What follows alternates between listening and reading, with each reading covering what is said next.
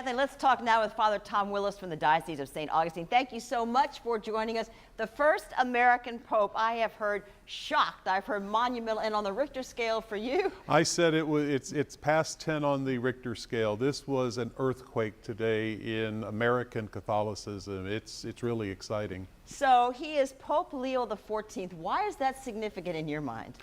I think he is calling upon the last Leo, Leo XIII, who was the Pope in the late 1800s.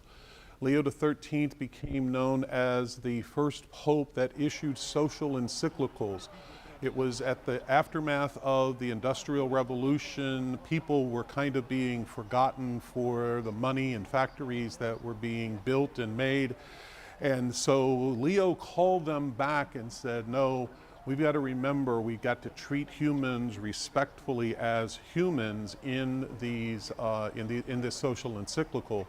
He did not like socialism and such, and so I'm wondering whether Cardinal Prevost, now Pope Leo XIV, is saying that that social agenda is important to him. So a lot behind that name choice. And Yes. If you probably noticed, Father Tom is with the Diocese of St. Augustine, as we mentioned. And around here, the First Coast, we are used to hearing diocese, but Pope Leo is from a religious order, so there's a difference here. Can you explain? There is. So to put it simply, as a priest of the Diocese of St. Augustine, a diocesan priest, my immediate boss, if you will, is, in this case, Bishop Eric Pohlmeyer.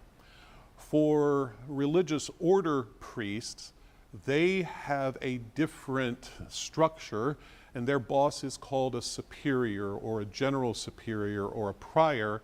In some cases, like for the Benedictines, it's an abbot. But they take vows of poverty, chastity, and obedience, and they are expected to live out those vows until they pass away. As a diocesan priest, I take a promise, not a vow, a promise of celibacy, not to marry, and of obedience to my bishop. And so 1.4 billion Catholics around the world. In the mind of Catholics, what do you think is the #1 thing they want him to change about the Catholic Church? My suspicion is that, one, before we get to change, they would like him to continue in the path that Pope Francis has started.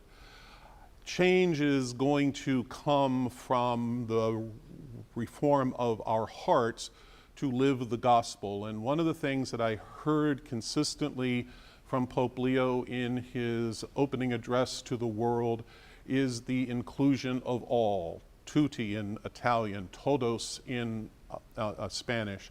And so he is going to look at least a way to continue to find those paths to bring more people into the gospel message. We like learning from you, Father Tom. We appreciate your time today. Thanks Heather, for back having to me. you.